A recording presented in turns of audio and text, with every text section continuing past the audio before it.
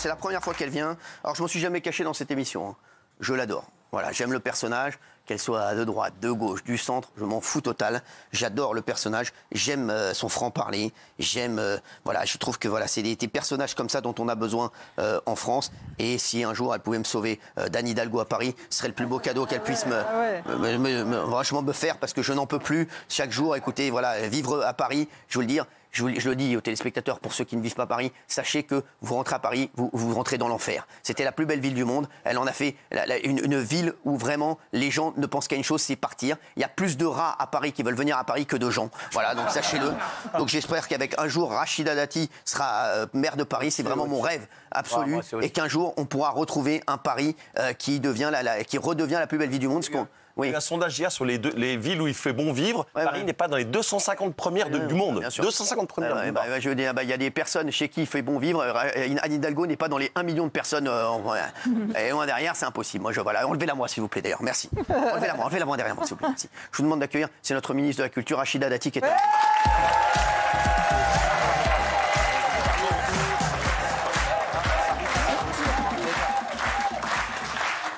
Merci Madame la Ministre d'être avec nous. Merci Rachida Dati, je suis très heureux de vous recevoir. Et Rachida Dati, je vous le dis, ministre, pas ministre, voilà. Et là, je ne fais pas de politique, je le dis, hein, moi je m'en fous. Voilà, j'aime votre personnage. Voilà, je trouve que vous avez un franc-parler qui nous manque aujourd'hui. Je vous trouve sincère et je trouve que c'est ce qui manque aujourd'hui aux Français en politique. Les Français, ils ne savent plus, on l'a vu encore dimanche, voilà, ils sont dans une détresse totale et ils ont besoin de gens en qui ils peuvent avoir confiance. Conviction. Ah oui. Donc, merci, c'est gentil. Merci beaucoup. Mais c'est réciproque et vous le savez. Bah oui, je sais. Mais merci, ça me fait plaisir. Merci. Rachida Dati, incroyable. On va revenir bien sûr sur ce qui s'est passé dimanche. Vous êtes ministre de la Culture déjà. Et voilà, c'est vrai que j'espère que vous allez rester parce que voilà, on vous adore ici. Et c'est vrai qu'avant, voilà, la culture c'est important. Et dimanche, franchement, on n'a pas compris. Je vous dis la vérité, on n'a tous pas compris. Je voulais avoir votre avis. On nous avait dit c'est les élections européennes. Tout va bien, c'est que les élections européennes, ne vous inquiétez pas, on est là pour 3 ans, tout va bien. Et là, dimanche, je rentre tranquillement de Roland-Garros et je vois que j'ai des milliers d'appels. Et il me dit, qu'est-ce qui se passe? Ou bien ils ont oublié de me donner la coupe, ou bien il se passe un truc. Et le président annonce la dissolution de l'Assemblée. Est-ce que vous trouvez que c'est une bonne décision? Vous avez raison que sur les élections européennes, on peut imaginer que ce sont des enjeux européens et que finalement, ce n'est pas une échéance nationale. Ce sont des enjeux européens, mais qui quand même, et on le voit avec la politique internationale. Moi, je déplore d'ailleurs que certains ont instrumentalisé des conflits internationaux pendant cette campagne, qui a été quand même, moi je trouve, assez brutale. Et d'ailleurs, ceux qui l'ont importé pendant la campagne, ils n'en parlent plus depuis. Comme par hasard. Et donc, je trouve que... Moi, je fais confiance aux Français. Ils sont assez intelligents et lucides pour voir cela. Le score du Rassemblement national est un score important. Et le président de la République n'a pas souhaité ne pas l'entendre. Ne pas entendre le mécontentement des Français. Moi, je me souviens, et pour cause... j'étais à l'époque collaboratrice de Nicolas Sarkozy quand il était au ministère de l'Intérieur. Il y avait eu le référendum, vous vous souvenez, sur la Constitution européenne. Et pendant très longtemps, on a dit, ils ont voté non, les Français ont voté non, ils n'ont pas été entendus. Et c'est resté assez longtemps. Et en 2007, je me souviens, quand j'étais porte-parole de la campagne de Nicolas Sarkozy, il avait souhaité être clair en disant, nous ferons un traité, ce qu'on a appelé un traité simplifié, qui est devenu le traité de Lisbonne, et je passerai devant le Parlement, je ne le soumettrai pas à référendum. Donc il a fait ce qu'il a dit. Mais c'est resté, il y a eu quand même ce péché originel. Le président de la République a souhaité entendre les Français et un mécontentement que moi j'entends et que je ne souhaite pas qu'on méprise. Parce que certains disent oui, ils se sont défoulés. Moi, je ne crois pas au défoulement. Je crois qu'il y a une colère légitime qu'il faut entendre aujourd'hui. Il a pris une décision grave, en responsabilité. Est-ce qu'il ne s'est pas tiré une balle dans le pied? Est-ce qu'il ne s'est pas tiré une balle dans le pied? Est-ce qu'il ne vous a pas tiré une balle dans le pied à tous? Moi, je pense que quand vous redonnez la parole au peuple, vous ne vous tirez jamais une balle dans le pied. Maintenant, il faut mobiliser en responsabilité. Moi, je l'ai dit encore ce matin, c'est en responsabilité. Qu'est-ce que veulent les Français aujourd'hui? Quand on voyait le spectacle à l'Assemblée nationale, vous n'allez pas me dire... le spectacle. Oui, vous n'allez pas me dire qu'on est dans une démocratie sereine. Catastrophique. Moi, j'ai connu des débats vifs J'ai été garde des Sceaux sur des textes lourds, j'ai révisé la Constitution, j'ai porté des textes sur la rétention de sûreté, des textes très lourds. On a eu des débats vifs, mais on n'était pas dans n'importe quoi. Mais surtout dans la dégradation de l'institution. Moi, quand je suis revenue à l'Assemblée comme ministre, moi j'ai été très choquée parce que j'ai vu, ne serait-ce que ces allées et venues, c'est-à-dire qu'il n'y a plus de respect même de l'hémicycle. C'est ça. De l'hémicycle en soi. Vous ne rentrez pas, moi je dis toujours, c'est comme...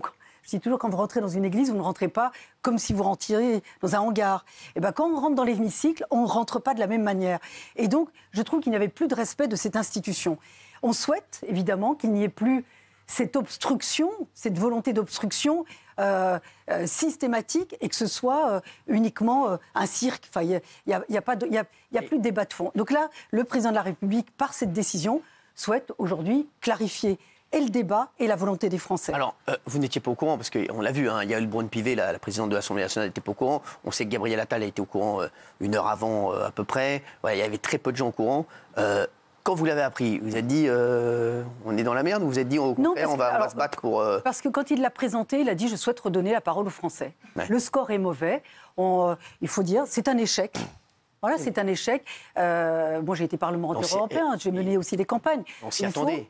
Les sondages, là, ils ont été conformes à ce qui est au résultat. Moi, je vais vous dire, à un moment donné, c'est la méthode Coué, soit on se convainc de l'échec, soit on se convainc de la victoire. Moi, une campagne, il faut la mener jusqu'au bout, jusqu'à la dernière minute. Voilà, après, ce résultat n'est pas un bon résultat. Et ce n'est pas la candidate qui est à mettre en cause. Je considère que c'était aussi l'ambiance qui était... Moi, j'ai été choquée par l'instrumentalisation de sujets qui n'avaient rien à voir avec l'Europe. Voilà. Moi, je vais vous dire, le Rassemblement national... De la même manière, dans un autre style, il fait de l'obstruction à l'Assemblée par les motions de censure, par des volontés de rejet. Dans un autre style que la France insoumise. Dans un autre style. Les autres, effectivement, ils font de l'obstacle par des outrances. Et donc, aujourd'hui, on souhaite que les Français... Moi, je pense que quand il y a eu cette majorité relative, les Français souhaitaient qu'on fasse peut-être des compromis, comme ça se passe d'ailleurs au Parlement européen. Ce n'est pas la culture française, c'est vrai, mais moi, je l'avais demandé. Moi, dès 2022, j'avais dit, pour les Républicains, moi, je considère qu'on est quand même sur un bloc central. On est un parti de gouvernement. Et donc, j'avais souhaité qu'on fasse des coalitions. En tous les cas, qu'on puisse trouver des compromis sur des projets politiques. Vous avez vu qu'Éric Ciotti a annoncé au 13h de TF1, donc le président des Républicains, qu'il a annoncé une alliance avec le Rassemblement national. Vous en pensez quoi? Alors, c'est pas une alliance avec le parti, mais c'est sa ligne.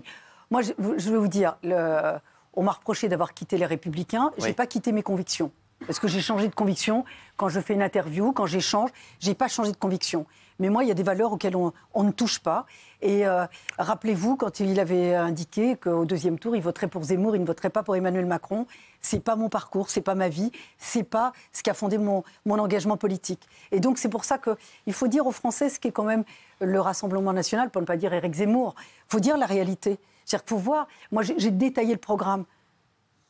Regardez le programme économique. Je sais, mais on sait que le programme économique a quelques lacunes. Juste, ce n'est pas quelques lacunes, c'est un projet de société qui ne correspond pas à nos valeurs. Et vous voyez bien que ces discours-là, c'est les discours, je l'ai vu encore d'Éric Dupond-Moretti, qui est complètement hors sol, excusez-moi. Ces discours-là ne marchent plus, Rachida Dati. Alors là où je vous rejoins... Les Français, ils se disent une chose. Et je vous le dis, les Français, ils se disent une chose. Ils se disent, nous, on essaie de nous faire peur à chaque fois avec le Rassemblement national. Et ils nous disent, nous, on sait mieux faire en économie, nous, on sait mieux faire... Ils voient quoi, les Français? Ils voient que le 10 du mois, ils n'ont rien pour manger. Et ils se disent, les mecs, ils n'ont pas mieux fait que ce qui nous annoncent. Attendez, M. Hanouna, je vais vous dire une chose. C'est pas... moi, vous ne m'avez jamais entendu, je ne diabolise pas. Oui. Je ne diabolise pas le Front National ou le Rassemblement National. Je ne diabolise pas les électeurs. Moi, je considère que quand quelqu'un vous dit « il souffre », je ne vais pas lui faire une leçon de macroéconomie. Voilà. Parce que je suis gênée. S'il souffre, je dois y répondre. Moi, je me suis engagée pour y répondre, pour réduire les inégalités, pour entendre les souffrances. Moi, je pense que, par exemple, la réforme des retraites, qui était dans le programme du président, peut-être qu'on ne l'a pas assez entendue parce qu'on a eu la guerre en Ukraine, qui a évidemment pris le pas sur tous les autres sujets. Aujourd'hui, il y a peut-être des choses qu'on n'a pas vraiment entendues sur le fond. Il faut y répondre. Moi, quand j'entends certains électeurs, y compris du Rassemblement national, que me disent-ils ? Il y a un problème de sécurité, c'est une réalité. Il y a un problème de délinquance des mineurs, c'est une réalité. Il y a un problème de maîtrise des flux migratoires, c'est une réalité. Est-ce que vous pensez que demain, le Rassemblement national va y répondre? Est-ce qu'on va dire tous les immigrés dehors? Est-ce que ça y répond? La vraie question qu'on se pose, est-ce que la France est ingouvernable? On a l'impression que vous ne pouvez rien faire. Non, moi Parce que le président de la République avait énormément d'espoir en lui en 2017. On se disait, c'est un garçon qui vient d'ailleurs, qui est dans la finance. On s'est dit, voilà, et puis on s'est dit, il a réussi personnellement, il peut peut-être diriger le pays. Et c'est vrai que là, les Français se disent, aujourd'hui, nous, notre situation en 2017, elle était peut-être mieux qu'aujourd'hui en 2024. Non, mais alors, donc, la réalité, il y a eu une amélioration. Comme dire, dans le pire, il peut toujours y avoir du pire. Il y a une amélioration sur notamment les minima sociaux. On a quand même un système de protection sociale extrêmement généreux, il faut quand même dire la réalité. Moi, vous savez, je n'ai pas coupé du milieu d'où je venais.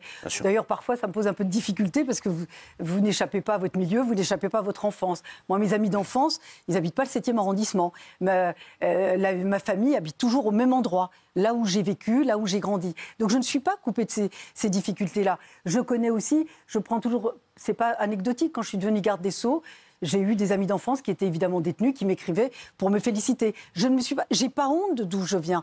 Au contraire, ils ont eu moins de chance que moi. Mais est-ce que ça veut dire que je leur tourne le dos? Non, j'entends. Certains sont tombés dans la délinquance, d'autres, notamment des femmes. Moi, je parle notamment sur les femmes. Il y a une vraie difficulté. Quand j'entends, moi, qu'aujourd'hui, la gauche se commet avec l'extrême gauche. Est-ce qu'on sait?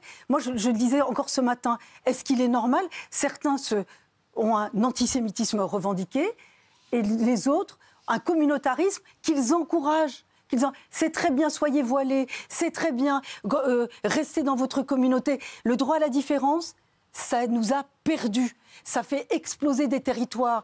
Moi, je vais vous dire, quand vous allez dans certains territoires, vous pensez que la majorité des filles veulent rester enfermées chez elles, elles ne veulent pas travailler, elles ne veulent pas accéder à des responsabilités ou avoir une autre vie que celle à laquelle on les condamne. Moi, je vais vous dire, tous les jours, je reçois des courriers. D'ailleurs, les jeunes femmes qui sont en coulisses, qui travaillent avec vous, elles vous disent « Oh là là, mais vous êtes un modèle pour nous ». Mais pourquoi? Parce que moi, je crois à l'égalité des chances. Je crois à la réduction des inégalités parce que je crois à la République. Je crois à l'école de la République. Je crois à cette France et à ses valeurs. Je ne veux pas qu'on les dévoie. Aujourd'hui, le 30 juin, on a rendez-vous avec l'histoire de France. Non, mais c'est très important le 30 juin. Non, mais oui, c'est important. Ce que je dis là, moi, je trouve que c'est la maîtrise des flux migratoires. Il faut évidemment qu'on soit au rendez-vous. La politique pénale, on soit au rendez-vous. Il faut de l'autorité, il faut rétablir l'autorité. Voilà ce que nous demandent les Français. Vous dites, Madame la Ministre, mais les Français vont vous répondre quoi le 30 juin? Ils vont vous répondre, ça fait 7 ans qu'on attend. Donc, qui s'est passé quoi? Attendez, moi, je me mets à la place des Français. Oui, les Français vont vous dire. Ils vont vous dire. Mais vous avez raison. Vous êtes bien gentil. Là, vous avez les élections législatives le 30 juin. Vous nous dites que c'est très important et que ça va changer. C'est historique. Je suis d'accord avec vous. Ces élections sont historiques le 30 juin. Vraiment, c'est les élections peut-être les plus importantes, comme a dit Gérald Darmanin, de la Ve République. Je vous le dis. C'est vraiment pour moi, et je suis d'accord avec Gérald Darmanin, qui sera d'ailleurs notre invité demain. En vacances. Non, mais je vous le dis. Et s'il vous plaît. Et aujourd'hui. Les Français, ils vont se dire quoi? Ils se disent, c'est une chance inouïe, puisque là, ça fait 7 ans qu'on attend, il ne se passe rien. Et bien peut-être que là, il va se passer quelque chose. Non, parce que il faut leur expliquer. Attendez, vous ne pouvez pas dire, il ne s'est rien passé, c'est pas vrai. Pour les Français, regardez, il y a un revenu minimum pour les agriculteurs. Les agriculteurs, je les vois tous les jours, ils sont dans la rue, ils n'en peuvent plus. Mais alors, attendez. Ils ne sont pas les mêmes règles que les autres. Mais... Les agriculteurs français sont laissés pour compte. Il y a eu des réformes et des avancées pour eux. Est-ce que c'est parfait? Non, ça n'est pas parfait. Quand vous portez une réforme, il faut évidemment un cycle parlementaire. Ça prend un peu de temps, même si vous avez une procédure d'urgence, ça prend du temps. On revient de loin. Parce qu'on passe, souvent on me dit, Nicolas Sarkozy, vous étiez au pouvoir. Il y a eu des avancées. Moi, je renie pas, quand même, avec Nicolas Sarkozy, il y a eu des avancées. Il y a eu 5 ans de François Hollande. Après, on était en moonwalk avec François Hollande. Non, personne ne parle du quinquennat de François Hollande. Ah non, mais personne. Parce que personne n'a envie de s'en souvenir. Non, mais d'accord, mais le pays a été mis à terre. Ça, vous savez. Je vais vous donner un exemple.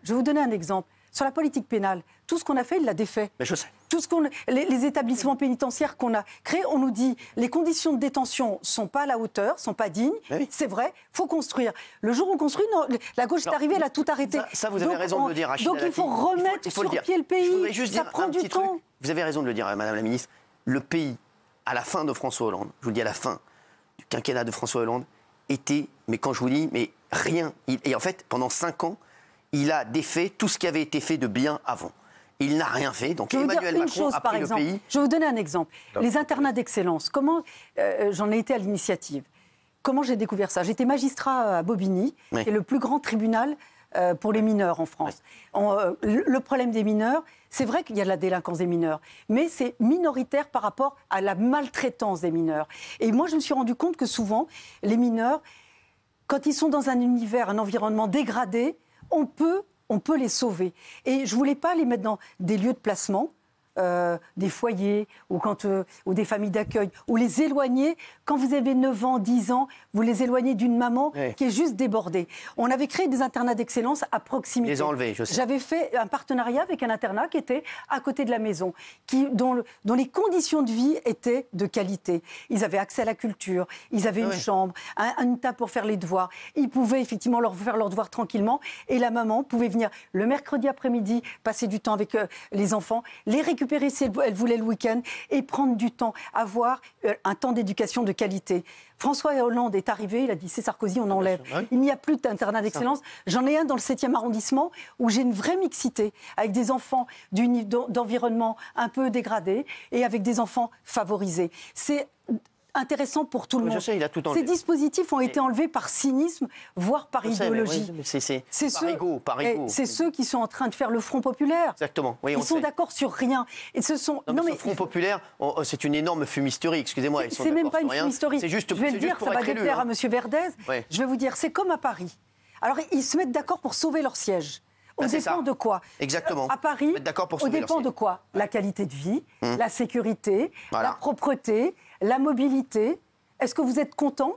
Avec 10 milliards de dettes, là on est à 11 milliards de dettes aujourd'hui, 10 milliards de budget, ce sont nos impôts à nous tous.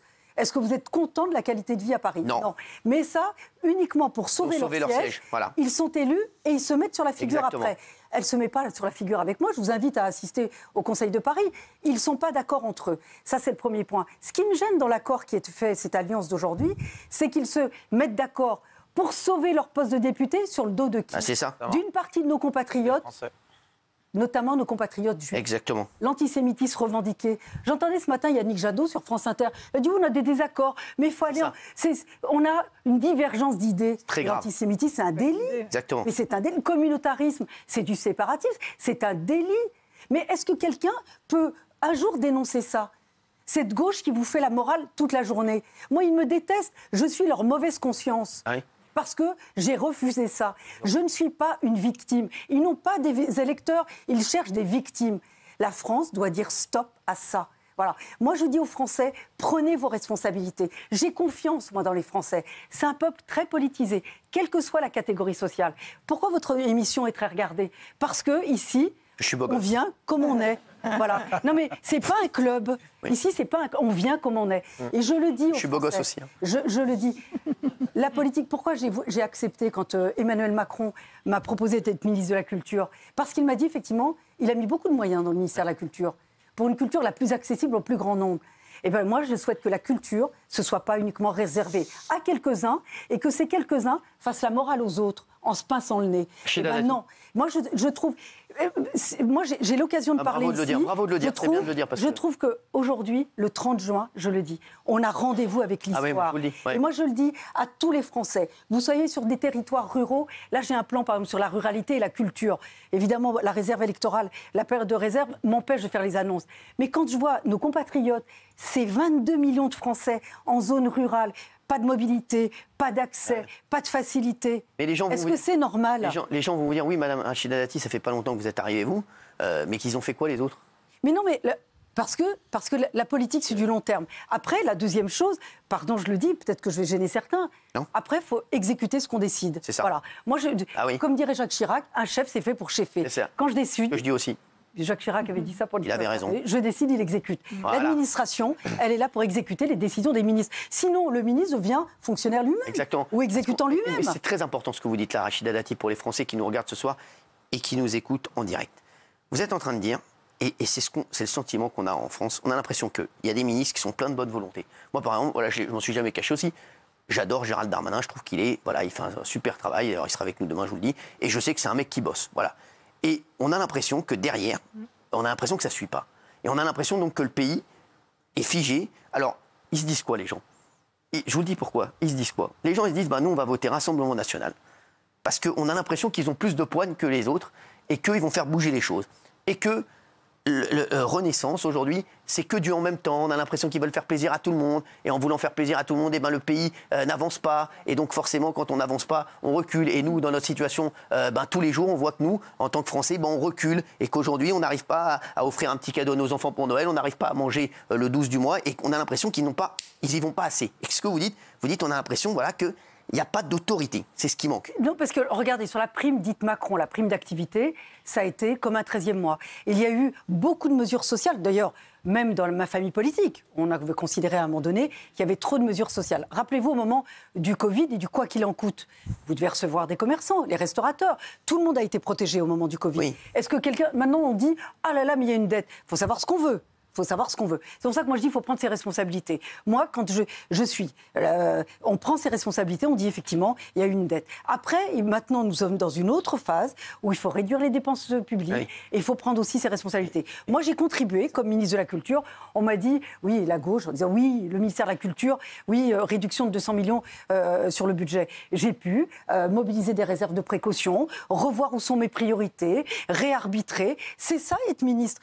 Être ministre, c'est pas d'être passif, c'est de prendre des décisions. Le président de la République prend des décisions. Je prends un autre sujet, qui est un sujet qui nous relie avec Valérie Benaïm. La laïcité. Quand on parle... Non, je rigole. Oui, c'est vrai. Non, ça, c'est vrai.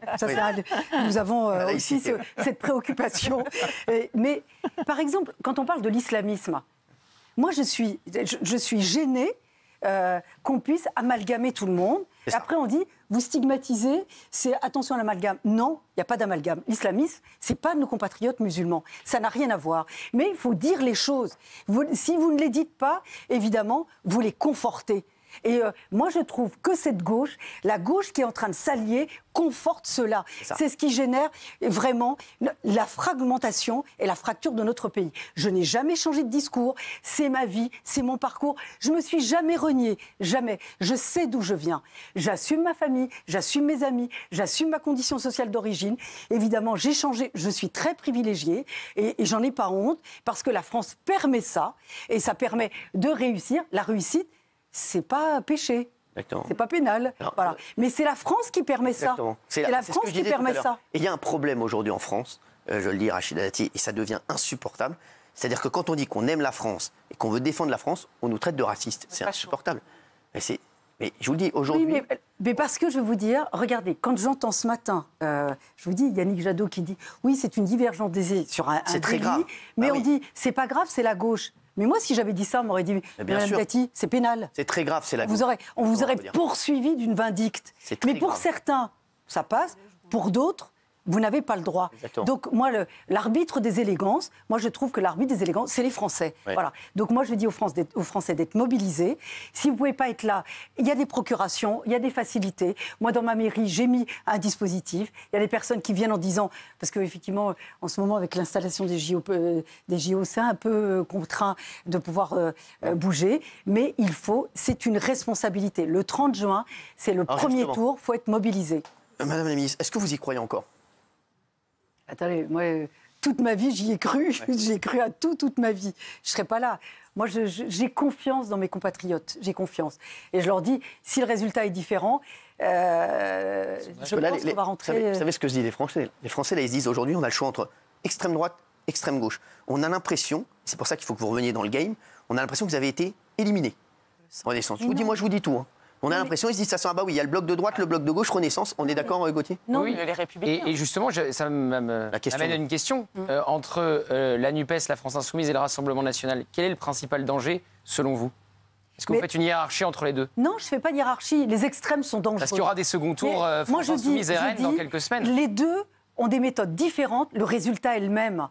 Le pays explose. Ouais. C'est un pays divisé. Ce sont des affrontements. Est-ce que vous trouvez normal les blocages auxquels on assiste? Non. Est-ce qu'il est normal qu'on bloque des écoles? Est-ce qu'il est dans une démocratie, est-ce qu'il est normal qu'on bloque des endroits, qu'on vous empêche? Moi, je disais... Alors, est-ce que la France Insoumise n'est pas plus dangereuse que le Rassemblement National? Mais moi... parce que vous trouvez que le Rassemblement National, le programme est très aiguillé. Regardez, sur toutes les questions de société. Mais c'est extrêmement dangereux. Non mais, parce qu'on ne retient, je suis très cash avec vous, on ne retient du Rassemblement National que les sujets liés à l'immigration, la sécurité, la délinquance, la maîtrise des frontières. C'est vrai. C'est une réalité. Et je le dis, moi, je déplore que les Républicains n'aient pas voté au Parlement européen ce pacte asile-immigration. C'est nous qui l'avons porté dès 2008. Il a enfin abouti, ils votent contre.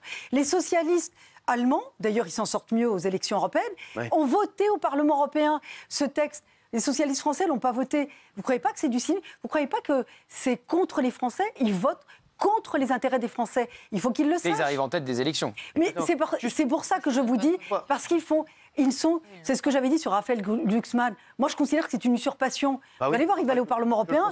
Fini. D'ailleurs, il considère Valérie Ayé aussi, elle va aller au Parlement européen. Mais oui, mais ça fera 2 usurpations. Non, mais ce que je veux dire, elle sera au Parlement. D'abord, elle a fait une campagne européenne. Elle a fait une campagne européenne avec des mesures concrètes, et elle est pour être députée européen. Glucksmann, il a fait croire que c'était le grand soir pour le Parti socialiste. Lui-même n'est pas socialiste. Il n'est pas socialiste. Comme dirait Julien Jospin. Quand il se présente aux élections, Jospin dit « je ne suis pas socialiste ». Eh bien, il n'a pas été élu. Voilà. À un moment donné, il faut être évidemment en accord avec des convictions. Les Français le sentent, si vous êtes pour de vrai ou pas. Rachida Dati, est-ce que vous pensez que le président, il est encore au contact des Français? Est-ce qu'il sent les Français? Est-ce qu'il sent ce que ressentent les Français? Parce que moi, je vais vous dire, là, je vous ai entendu parler, et vous avez dit, le Rassemblement national, ils sont bons sur l'immigration, sur la sécurité... voilà. Mais vous savez ce qu'ils se disent, les Français? Les Français se disent, au moins, on aura ça, puisqu'on n'a rien. Oui, mais on aura quoi? Non, mais ils disent, au moins, on aura ça. Mais on aura quoi? Quelle mesure? Au moins, au niveau sécurité, on sera tranquille. D'accord. Au niveau économie, les mecs, on nous avait promis. Alors, je sais que certains sont déjà venus ici. Qu'est-ce qu'ils vous proposent sur la sécurité? Qu'est-ce qu'ils proposent sur la justice? Je ne dis pas qu'ils vont réussir. Non, mais déjà, avant de réussir, qu'est-ce qu'ils proposent? Non mais avant de réussir, qu'est-ce qu'ils proposent? Moi, je voudrais savoir qu'ont-ils proposé. Et après, moi, je débat. Moi, je dis, au moins, moi, je débat. Moi, au contraire, moi, je suis pour le débat. Moi, je considère la France, la droite, ça existe, la gauche, ça existe. Voilà, moi, je crois à ça, mais on débat. Mais qu'ont-ils proposé d'OQTF? Voilà, c'est pas une fatalité. Il y a trop d'OQTF, donc là, nous, on les renvoie, on trouve des voilà. Non, mais sur les OQTF, ce qu'il faut savoir, quand vous avez... d'abord, il faut l'exécution des décisions de justice, donc il faut une politique pénale ferme. Ça, c'est le premier point. Ensuite, sur le deuxième point, il faut que les pays donnent les laissez-passer consulaires. Parce que souvent, ils déchirent leurs papiers et ils disent « je suis sénégalais » alors qu'il est malien. Donc il y a des consulats qui disent nous, c'est pas à nos ressortissants. Quand l'OQTF est délivré, que la nationalité est reconnue et qu'il y a un laissez-passer, il faut que le pays l'accepte. Vous avez des mesures, on a des accords de coopération judiciaire, on a des accords de développement, on a des accords. Vous les conditionnez. 10% sont réalisés aujourd'hui. Non mais attendez, sur l'aide au développement, et d'ailleurs, ça a été porté grâce au président de la République, il y a maintenant une conditionnalité des aides au développement. Il y a certains pays qui l'ont compris. D'ailleurs, on voit, regardez, Gérald Darmanin vous le dira demain, il y a eu une forte augmentation, justement, sur l'exécution des OQTF.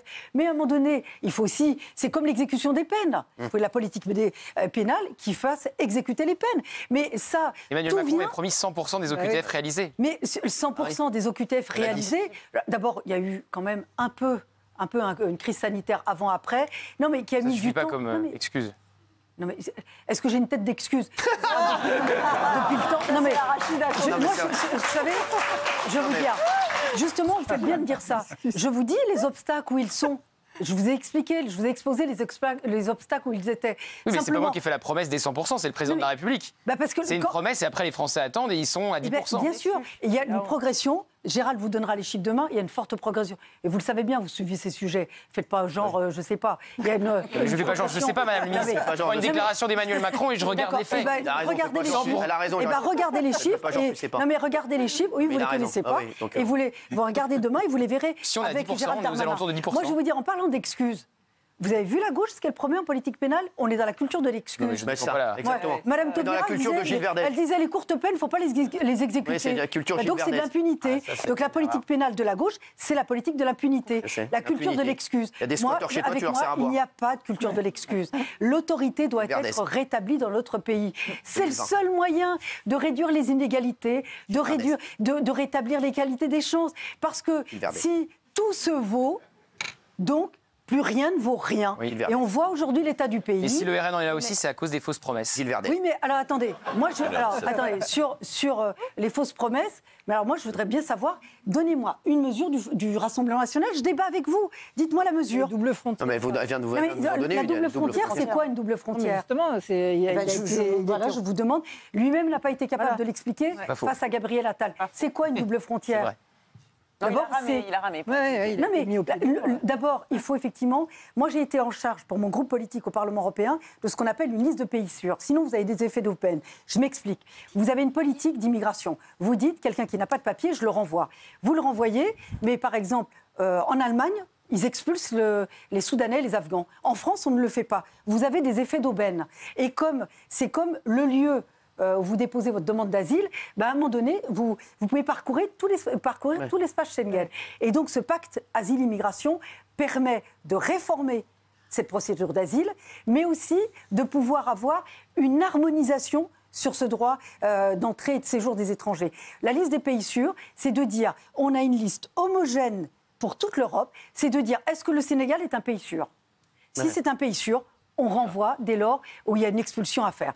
Parce que vous avez, par exemple, dans des pays, le Sénégal est un pays sûr, dans un autre, ce n'est pas un pays sûr. Donc on ne renvoie pas. Donc vous avez évidemment des effets d'aubaine. Il faut une harmonisation européenne. Et ça, c'est une responsabilité politique. Et donc ça, vous pensez que le Rassemblement national le dit? Ils ne le disent pas. Parce qu'au Parlement européen, ils ne votent rien sur ces sujets. Rachida Dati, on comprend, et on comprend tout à fait, Madame la Ministre, ce que vous dites. Et voilà... On comprend, mais je veux dire, les Français, vous savez ce qu'ils répondent, et je le vois là sur les réseaux. Ils disent le gouvernement Macron n'a rien fait pendant 7 ans, donc est-ce que les autres vont faire plus il y a un bilan sur le pouvoir d'achat, il y a un bilan sur le revenu minimum pour vous avez besoin sur les agriculteurs, sur les familles monoparentales. Il n'y a pas eu 13% pour 14%. D'abord, je vais dire... Où les Français sont des cons, où ils n'ont pas fait le taf. Mais il n'y a pas de Rachida, vous savez que de toute façon, concrètement, vous avez besoin d'une coalition. Elle ira d'où à où? Moi, je suis d'accord. Du PS au Républicain, avec qui la coalition? Non, mais la coalition... La coalition, c'est aussi sur la cohérence. Oui. C'est pas l'auberge espagnole. Donc du PS au LR? Non, moi je considère que non. La coalition, elle se fait sur un projet. Quand Nicolas Sarkozy est élu, il fait l'ouverture. Il dit, moi je rassure mes électeurs, j'ai un programme et ceux qui me rejoignent sur un programme. Et donc il faut de la cohérence. Parce que ce que vous dites là, après, c'est dangereux. Parce que si, effectivement, chacun vient n'importe comment sur un projet qui n'est pas déterminé... Le Front de gauche a d'abord dit on se réunit et on fera le programme plus tard. Vous dites qu'il faut d'abord faire un programme. Bien sûr. Je suis assez d'accord avec Rachida Dati. Sinon, non, mais les mecs, on se réunit, on fera le programme après. Non, parce que si vous dites on se réunit d'abord, c'est pour sauver votre siège. C'est plus sérieux ce que dit la ministre que ce qu'il dit. C'est pour se défendre, c'est juste sauver votre siège. Elle a très bien résumé. Les mecs, ils veulent juste sauver leur siège, ils n'en ont rien à foutre. Ça veut dire, on n'a pas d'idée, mais on veut sauver notre siège. Et puis après, quand ils vont sur le terrain, ils disent ah ben vous nous avez élus, on peut rien pour vous parce qu'on n'est pas dans la majorité. Alors, et après, ils pointent du doigt le gouvernement. C'est trop facile. Moi, j'ai vu des députés dire ah ben non, mais nous on a été élus, on peut rien pour vous. Laisse ta place à un autre qui va vraiment faire le job. Madame la ministre, est-ce que Renaissance peut gagner tout seul? Mais il y a Renaissance, Horizon, le MoDem. Moi, j'espère que les LR peuvent nous rejoindre. Ça a été Jean-François Copé. Nous sommes plusieurs. Non, mais parti. Il y a un sondage qui vient de tomber. 50% des militants soutiennent Éric Ciotti. Mais je vous parle des responsables politiques. Vous savez, vous pouvez avoir des militants qui veulent des choses. Quand vous êtes responsable d'un parti, vous devez aussi montrer la ligne. Sinon, c'est n'importe quoi. Alors Éric Ciotti veut juste sauver son siège aussi? Bah oui. Non, mais c'est comme quand vous avez des enfants. Non, mais quand vous avez des enfants, ils vous disent. Moi, j'ai une fille, elle veut se maquiller, c'est non. Parce que j'explique pourquoi. Et c'est vrai que 100% des... En tout cas, Zora, 100%, elle veut se maquiller. Eh ben non. Voilà, c'est encore moi la chef. Pourquoi Éric Ciotti veut se maquiller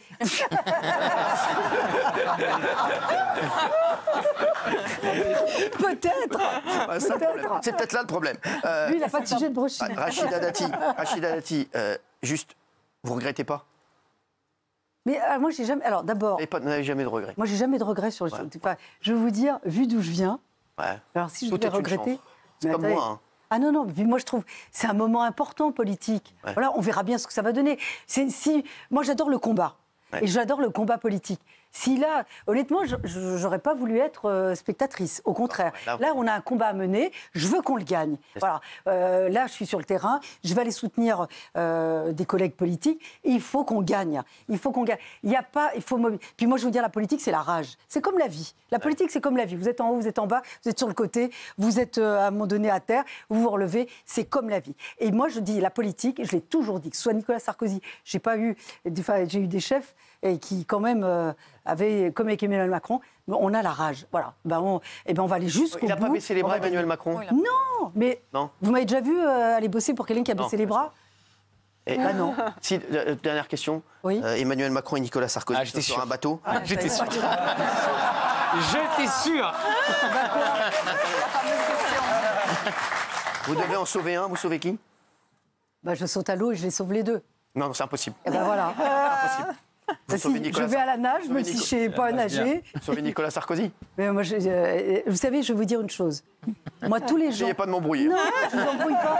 Non, parce que ça va vous parler. Moi, tous les gens qui m'ont tendu la main, pour lesquels j'ai travaillé, je ne les ai jamais trahis. Bravo. Jamais. Même quand parfois ça a été un peu compliqué. Par exemple, l'entourage de Nicolas Sarkozy, parfois ça a été compliqué pour moi. Jamais je le trahirais. Voilà. Moi, je n'ai jamais Boyard, trahi entend ça. les gens. Merci. Moi, j'ai le sens de la reconnaissance, j'ai le sens de la fidélité et j'ai le sens de la loyauté. Et voilà, j'ai été élevée comme ça. Et vous pourrez, voilà, je ne peux pas changer là-dessus. Et donc, Nicolas Sarkozy, comme Emmanuel Macron, je ne les trahirai jamais. Dernière question, et après je vous laisse. Il y a plein de gens qui me disent Rachida Dati, il faut qu'elle y aille tout seule, elle a une cote incroyable. Qu'elle aille tout seule où? Qu'elle aille en 2027, qu'elle y aille tout seule. Alors, je vais vous dire, moi d'abord, je reviens de là où j'étais. On est 12 enfants. Oui. Et alors, vous presque 59. J'adore les combats collectifs. Enfants, il y aura une présidente. J'adore les combats collectifs. Là où j'habitais, on était en collectif. J'ai adoré mener la campagne pour Nicolas Sarkozy. Même quand, par exemple, François Fillon, il était donné pour venir à Paris, je lui dis, j'ai pas de velléité à être numéro 1. Si tu veux être maire de Paris, je vais avec toi. Comme je l'avais fait en 2020 avec les macronistes. J'ai dit, je veux qu'on gagne la ville. Moi, j'adore les combats collectifs. Vous savez, ma notoriété, elle est faite.